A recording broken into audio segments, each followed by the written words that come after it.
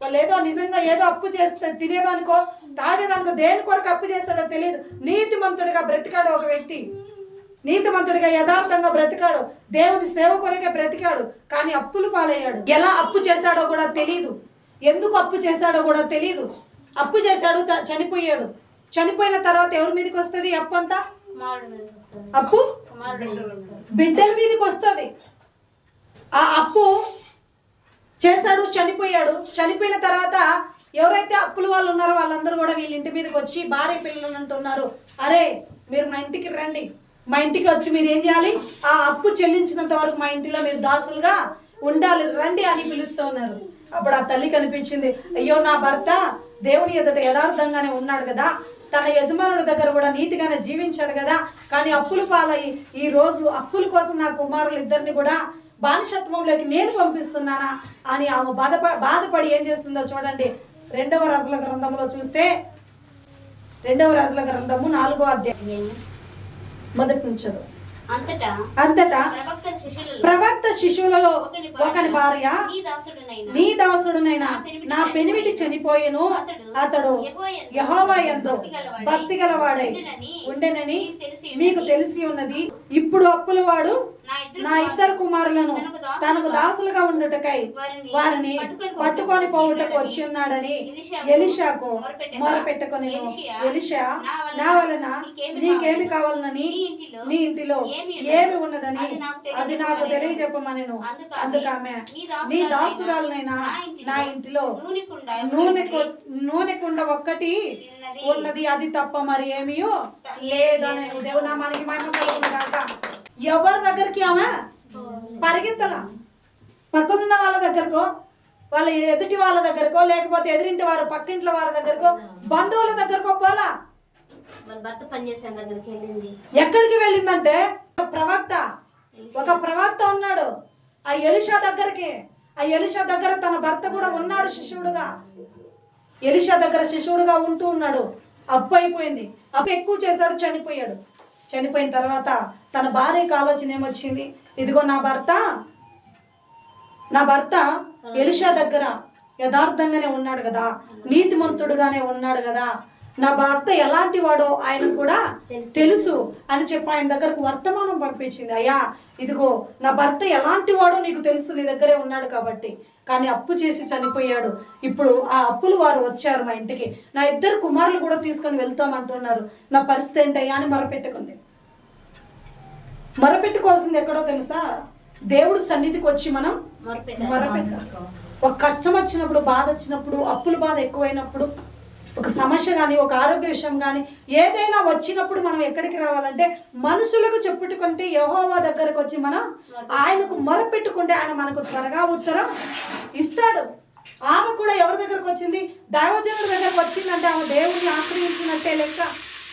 ఆయన ఆశ్రయించిన వెంటనే ఆయన ఏమన్నాడంటే, అమ్మ నీ ఇంటిలో ఏమున్నది, నా ద్వారా ఏమి సహాయం పొందుకోవాలనుకుంటున్నావు అన్నాడు. అన్నప్పుడు ఆమె అన్నది, అయ్యా నా ఇంటిలో ఏమీ లేదయ్యా, నా ఇంట్లో ఉన్నదేంటి, నూనె కుండ మాత్రమే, దాంట్లో కూడా ఎంత ఉంది, కొంచెమే, అది తప్ప నా ఇంట్లో ఇంకేమీ లేదయ్యా, అయితే నా అప్పులు తీరాలి, ఎలా చేయమంటావు, ఏం చేయమంటావు అని చెప్పి మొర్ర పెట్టుకుంది. దేవుడు మౌనంగా చూస్తూ ఉండేవాడు కాదు.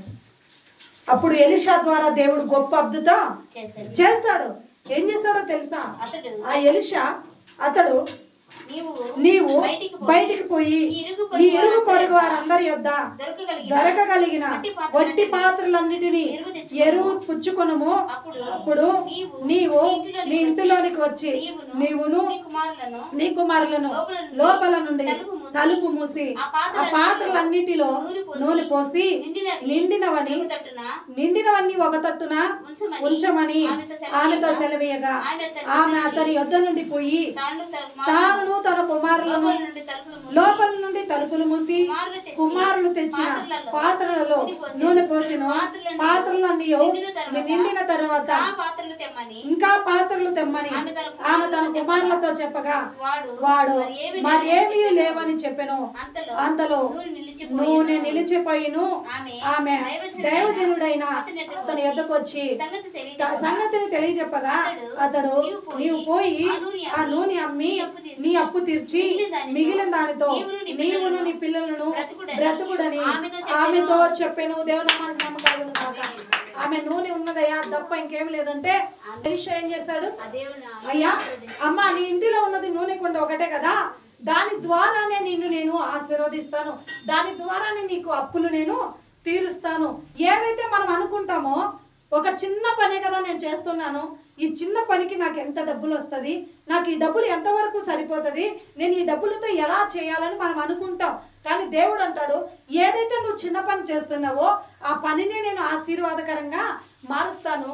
ఆ పని ద్వారానే నీకు ఏ కష్టం రాకుండా, ఏ ఇబ్బంది రాకుండా, ఏ ఆర్థిక పరిస్థితిలో నువ్వు బాధపడకుండా దాని ద్వారానే నిన్ను నేను దీవిస్తాను, దాని ద్వారానే నిన్ను నేను ఆశీర్వదిస్తాను. ఆ పని మీద నువ్వు ఏం కలిగి ఉండాలంటే నమ్మకము కలిగి, నువ్వు నమ్మకము కలిగి నా ఎదుట ఉన్నట్లయితే నీకు నేను ఆ బాధ నుండి తప్పిస్తాను, విడిపిస్తాను అని ఆయన వాక్యం చదివిస్తుంది.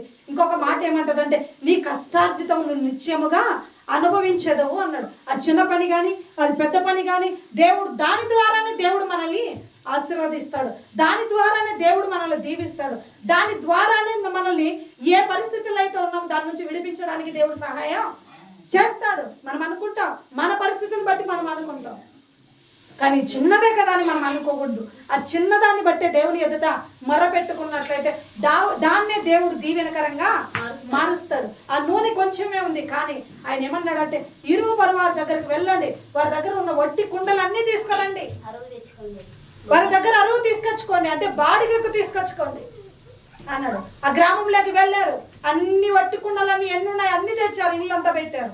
ఇల్లు పెట్టిన తర్వాత ఏం చెప్పాడు, మీరు వెళ్ళి దానిలో నూనె పోయమన్నాడు. తల్లి బిడ్డలందరూ కూడా ఏం చేశారు, తల్లి బిడ్డలందరూ కూడా ఇంటిలోకి వెళ్ళారు. ఇంటిలోకి వెళ్ళి తలుపు మూసి అన్ని కూడా వట్టి కుండలు ఎన్ని అయితే ఉన్నాయో వాటన్నిటిని తీసి అక్కడ పెట్టి ఆ నూనె ఉన్న కుండలో నుంచి తీసి ఆ కుండలన్నిటికి పోస్తున్నారు. అన్ని నిండిన అన్ని ఒక పక్క పెడుతున్నారు. ఎన్ని కుండలు తెచ్చారో అన్ని కుండలు నిండిపోయాయి. ఎప్పుడు నిండుతాయో తెలుసా? దేవుడు నీకు ఒక మాట చెప్పినప్పుడు, ఆ మాట నీవు వింటే, నువ్వు వినినప్పుడు నీకు ఆ కార్యం దేవుడు చేస్తాడు.